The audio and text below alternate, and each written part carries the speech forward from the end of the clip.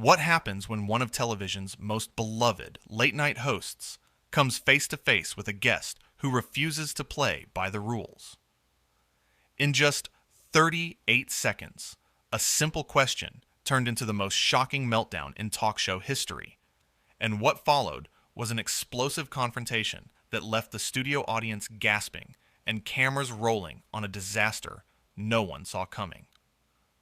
Seth Meyers sat behind his desk that evening, his signature smile ready for another night of entertaining America. The studio was packed, the energy electric, and everyone was excited for the next guest. When Meghan walked out onto the stage, the audience erupted in applause. She waved, her expression confident, almost regal, as she made her way to the guest chair. "Welcome, welcome. So great to have you here," Seth said warmly, extending his hand for a shake. She took it briefly, barely making eye contact, before settling into her seat and adjusting her dress with an air of importance. "But thank you for having me," she replied, her tone flat, as if she were doing him the favor. Seth, ever the professional, pressed forward with his usual charm. "So, you've been keeping busy. What have you been up to lately?" She tilted her head slightly, a small smile playing at her lips. "Well, Seth, I've been working on projects that actually matter. Things that make a real difference in the world. Not everyone can say that about their work." The audience shifted uncomfortably, and Seth's smile didn't waver, but there was a flicker of surprise in his eyes. "That's great. I think a lot of people try to make a difference in their own ways." "Trying and succeeding are two different things," she cut in, her voice sharp. "I'm sure you understand that." Seth laughed lightly, trying to diffuse the tension. "Well, I do my best. So, tell us about these projects." She leaned back in her chair, crossing her legs with deliberate slowness. "I don't know if your audience would really understand the scope of what I'm doing. It's quite complex. It requires a level of sophistication and global awareness that, let's be honest, most people just don't have." The studio went quiet. You could hear the uncomfortable silence spreading through the rows of seats. Seth maintained his composure, his professionalism shining through. "I think you might be surprised. Our audience is pretty smart." "Are they?" she asked. See, her eyebrow raised in challenge. She glanced around the studio with a look that could only be described as condescending. "I mean, they watch late-night television. How intellectually curious can they really be?" A few gasps rippled through the crowd. Seth's expression tightened, but he kept his cool. "I think that's a pretty unfair assessment. People watch because they want to laugh, unwind, and yes, learn something new. We cover important topics here." She waved her hand dismissively. "You cover what your network tells you to cover. You read from a script. I operate in the real world, Seth, where actual change happens. Not in some studio with cue cards and a laugh track." "We don't have a laugh track," Seth replied, his voice still kind, but firmer now. "And I think you'd be surprised at how much thought goes into what we do here." "Thought?" she scoffed, leaning forward. "You think telling jokes about politicians is thought? You think making silly faces and doing impressions is contributing to society? Please, what I do changes lives. What you do wastes time." The audience was completely silent now, every eye locked on the stage. Seth took a breath, his hands folded calmly on his desk. "I respect that you're passionate about your work, but I don't think it's fair to diminish what other people do. Entertainment has value. It brings people together. It provides relief during hard times." "Relief," she repeated mockingly. "That's one way to justify it, I suppose. But let's be honest about what this really is. This is a vanity project for you. You get to sit here, in your comfortable chair, making your comfortable salary, pretending you're relevant. Meanwhile, people like me are out there doing the hard work." Seth's jaw tightened. "I think there are a lot of people who would disagree with that characterization." "Of course they would," she said with a bitter laugh. "People love their distractions. They love anything that keeps them from thinking too hard about the real problems in the world. And you give them exactly that: distraction, noise, nothing of substance. I think we've had some pretty substantial conversations on this show, Seth countered, his patience clearly wearing thin, but his tone still controlled. We've talked about important issues, brought attention to causes that matter. She rolled her eyes dramatically. Bringing attention? By what? Making a joke about it? That's not activism, Seth. That's performance. And frankly, it's insulting to those of us who actually put ourselves on the line. I'm not trying to compete with you, Seth said evenly. I'm just trying to do my job, which is to entertain and inform. I'm sorry if you don't see value in that. I don't, she stated bluntly. I really don't. And I think it's time someone said it. This whole industry, this whole late-night talk show circus, it's outdated. It's irrelevant. You're irrelevant. The audience gasped audibly. A few people started murmuring to each other. Seth sat back in his chair, his expression calm, but his eyes showing the hurt from such a direct attack. That's pretty harsh. It's honest, she shot back. And honestly, I'm surprised you can't see it yourself. Look around, Seth. The world is changing. People don't need this anymore. They don't need you. Seth took a deep breath, composing himself with remarkable grace. Well, I appreciate your honesty, even if I completely disagree with it. But I think maybe we should move on to another topic. Why? She challenged. Because you can't handle the truth? Because it's uncomfortable for you to hear that what you do doesn't matter? No, Seth said firmly, his voice still steady. Because I invited you here as a guest, and guests typically show a basic level of respect.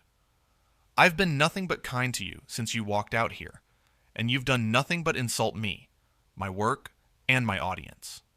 She laughed, a cold, sharp sound. Oh, here we go. The host gets his feelings hurt, and suddenly I'm the bad guy. This is exactly what I'm talking about. You can't handle any real criticism. You live in this bubble where everyone tells you how great you are.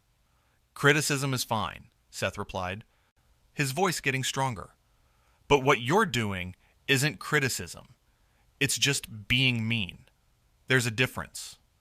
Mean? She repeated incredulously. I'm being honest. If you can't handle honesty, maybe you're in the wrong business. I can handle honesty just fine, Seth said, his composure impressive given the circumstances. What I can't handle is someone coming onto my show and treating everyone here with such disrespect. My staff worked hard to have you here. My audience came to have a good time. And you're sitting here telling them they're not sophisticated enough to understand you.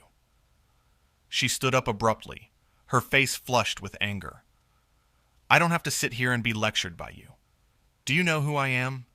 Do you know what I've done? I know exactly who you are, Seth said, remaining seated, his voice calm. And right now, you're someone who's being incredibly rude. Rude? She spat. You want to talk about rude? How about inviting someone on your show and then attacking them when they speak their truth? I haven't attacked you once, Seth said, his voice still measured. I've tried to have a conversation. You're the one who came out here with an agenda. An agenda? She laughed bitterly. My agenda is to stop pretending that what you do matters. My agenda is to call out the emptiness of this whole charade. Then why did you agree to come on the show? Seth asked. A fair question that hung in the air.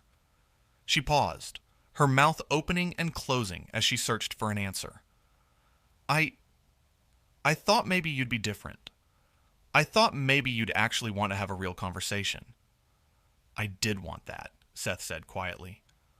But a real conversation requires two people who respect each other, and you've made it pretty clear that you don't respect me, or anyone here.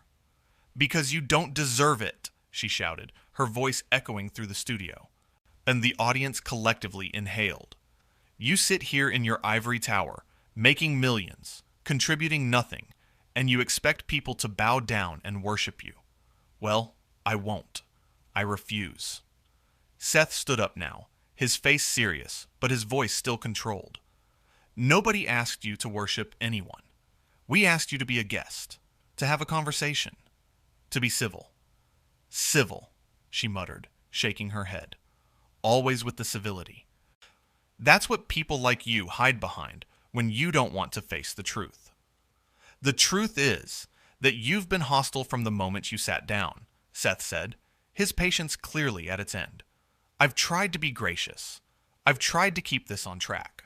But you seem determined to make this as difficult as possible. Difficult? She said, her voice dripping with condescension. You think honest conversation is difficult? Maybe that says more about you than it does about me. Seth leaned forward slightly, his expression serious. Honest conversation involves listening, not just talking at people. It involves respect, which you haven't shown once. I don't owe you respect, she snapped. Respect is earned, and quite frankly, I don't see anything here worth respecting. Then I have to ask again, Seth said, his voice incredibly patient despite everything. Why did you come here? What did you hope to accomplish? She hesitated, and for a brief moment, something flickered across her face. Uncertainty, perhaps, but it was gone as quickly as it appeared. I came here because I thought you might actually listen. I thought you might be willing to have a real conversation about real issues. I am willing, Seth replied gently. But that's not what you're doing. You're not having a conversation. You're giving a lecture, and not a very kind one. Kind, she repeated with a bitter laugh. Everyone's so obsessed with being kind. What about being truthful? What about being real? You can be both, Seth said simply. Truth doesn't have to be cruel. You can be honest without being hurtful. Says the man who makes a living off sarcasm and mockery, she countered. There's a difference between satire and personal attacks, Seth explained, still maintaining his composure. We mock ideas, policies, public actions. We don't mock people for existing. We don't attack guests on our show. She rolled her eyes. Oh, please, spare me the moral superiority. You're not better than anyone else just because you smile while you do it. I never said I was better than anyone, Seth replied. I'm just trying to do my job with some level of decency. Is that really so offensive to you? Difficult, she said, her voice rising again. You think I'm difficult because I won't play your little game? Because I won't smile and laugh at your jokes and pretend like this matters? I think you're difficult because you're being disrespectful, Seth stated plainly. To me, to my team, to everyone watching. She grabbed her purse from beside the chair, her movements sharp and angry. I don't need this. I don't need to sit here and be told how to behave by someone who makes a living telling jokes. Then maybe you should leave, Seth said, his voice quiet but firm. The studio went completely silent. Every person in that room held their breath, waiting to see what would happen next. She stared at him, her eyes wide with disbelief. What did you just say to me? I said maybe you should leave, Seth repeated, standing his ground. If you're this unhappy being here, if you think so little of what we do, then there's no point in continuing this. Her face turned red, her hands gripping her purse so tightly her knuckles went white. You're kicking me off your show. I'm giving you an option, Seth clarified. You can stay, and we can try to have a respectful conversation, or you can go. But I'm not going to sit here and let you berate everyone. She laughed, a harsh, disbelieving sound. This is unbelievable. Do you know how many shows would kill to have me as a guest? Then go be on one of those shows, Seth said simply. But if you stay here, you need to show some basic human decency. Human decency? She repeated, on her voice dripping with sarcasm. Coming from you. That's rich. What's that supposed to mean? Seth asked, his brow furrowing. It means you're a hypocrite, she declared loudly. You stand here acting all high and mighty, but you're just as fake as everyone else in this industry. You pretend to care about people, but really you only care about ratings and money. That's not true, Seth said, his voice firm but not angry. I genuinely care about making a show that people enjoy. And that's not fake. That's my job. Your job, she sneered. Your precious job. Well, excuse me for not being impressed by your job, Seth. Excuse me for thinking that maybe, just maybe, there are more important things in the world than late-night television. Nobody's saying there aren't, Seth replied, his patience truly remarkable at this point. But that doesn't give you the right to come here and act like this. She turned to face the audience, spreading her arms wide. Is this what you all want? You want to sit here and watch this man pretend he's doing something meaningful? You want to applaud him for reading jokes that other people wrote? The audience sat in stunned silence, unsure how to react. A few people looked uncomfortable, shifting in their seats. Seth's voice cut through the tension. Leave them out of this. They came here to have a good time, not to be put on the spot by you. She whirled back around to face him. Oh, I'm sorry. Am I ruining the fun? Am I bringing too much reality into your fantasy world? You're being cruel, Seth said simply. That's what you're doing. Cruel? She laughed. You want to talk about cruel? How about building a career on making fun of people? How about that? We make fun of powerful people who can take it, Seth countered. Politicians, celebrities who put themselves out there. We don't punch down. And we certainly don't invite guests on just to humiliate them. But you'll humiliate me by kicking me off? She challenged. You're humiliating yourself, Seth said quietly, and those words seemed to hit harder than anything else he'd said.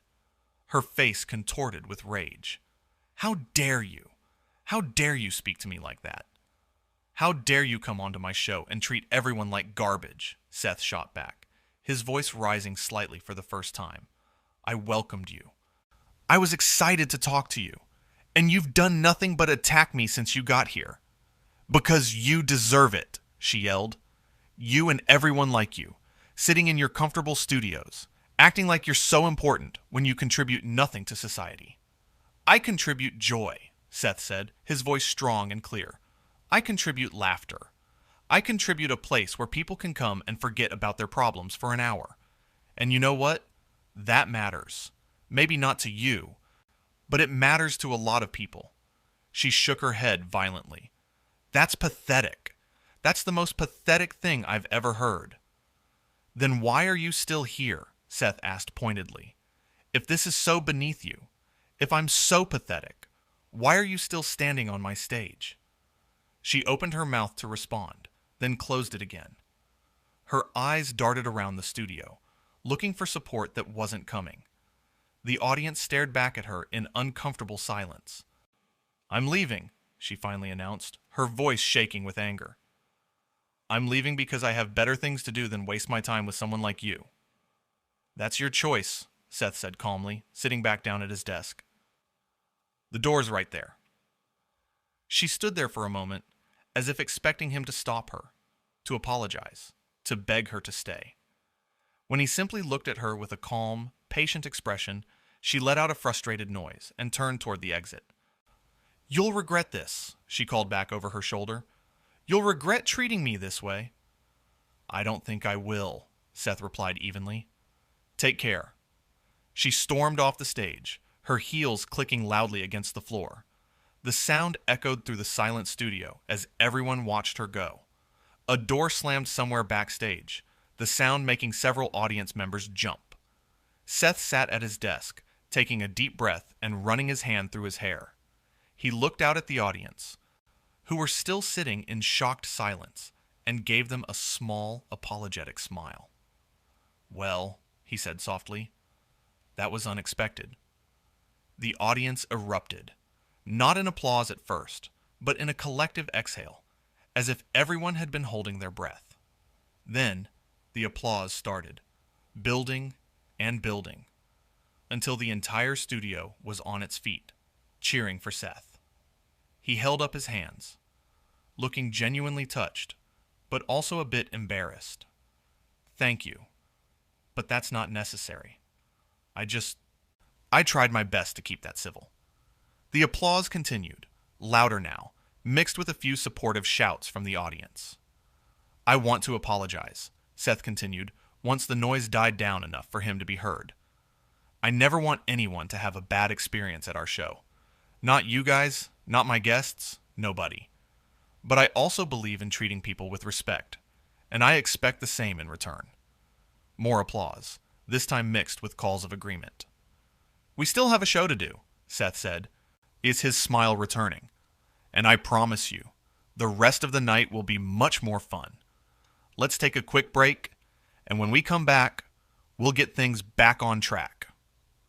The band started playing as they cut to commercial. Seth leaned back in his chair, letting out a long breath. Members of his staff rushed onto the stage, checking on him, making sure he was okay. "I'm fine," he assured them, his voice tired but steady. That was just intense. One of his producers patted him on the shoulder. "You handled that perfectly. Seriously, you were a complete professional." Seth nodded, but you could see the weight of what had just happened settling on him. It's never easy to have a confrontation like that, especially in front of a live studio audience and television cameras. But he had stood his ground without losing his temper, without being cruel in return, without stooping to her level. As the commercial break ended and the show prepared to resume, Seth straightened his tie. Dean took a sip of water and put his professional smile back on. The show must go on, as they say, and he was determined to make sure the rest of the evening went smoothly. The audience settled back into their seats, still buzzing with energy from what they had just witnessed. There was a sense of solidarity in the room now, a feeling that they had all been through something together and had come out the other side. Seth looked into the camera as the lights came back up, his expression warm and welcoming once again. "Welcome back, everybody. I think we could all use something a little lighter right now." The audience laughed, a genuine, relieved laughter that filled the studio with warmth. "Let's talk about something fun," Seth continued, seamlessly transitioning into the next segment, as if the previous disaster had never happened. And that, perhaps, was the most impressive thing of all. His ability to bounce back, to not let the negativity derail the entire show, to remember that there were hundreds of people in that studio and millions watching at home who deserved a good experience. Throughout the rest of the show, Seth never mentioned what had happened again. He didn't make jokes about it, didn't reference it, didn't use it for material. He simply moved forward, proving that sometimes the most professional thing you can do is know when to leave something behind and focus on what matters. The audience responded to his grace with enthusiasm, laughing harder at his jokes, engaging more with the next guests, creating an atmosphere of support and appreciation that filled the studio. They had seen him tested, and they had seen him pass that test with flying colors. Behind the scenes, word of the confrontation was already spreading. Staff members who hadn't been in the studio were getting text messages from friends who had been there. Clips would eventually make their way online, though that wasn't something anyone was thinking about in the moment. What mattered right then was that Seth had maintained his integrity. He had set a boundary without being aggressive. He had defended himself and his work without attacking back. He had shown that it's possible to stand up for yourself while still being kind. As the show wound down and Seth delivered his closing remarks, there was a sense of pride in that studio. Pride in a host who had handled an impossible situation with grace. Pride in an audience that had supported him through it. Pride in a show that valued respect and decency above all else. When the cameras finally stopped rolling and the audience filed out, many of them lingered, wanting to tell Seth personally how much they appreciated what he had done. He took the time to thank them, to shake hands, to take photos, never once acting like what had happened was a big deal. But it was a big deal. It was a moment that would be talked about for a long time. A moment that showed what happens when someone tries to use their platform to tear others down, and what happens when someone refuses to let that negativity win. Seth Meyers had done what he does best that night. He had entertained, yes, but more importantly, he had shown what it means to be professional, to be kind, and to have the courage to say enough is enough when someone crosses a line.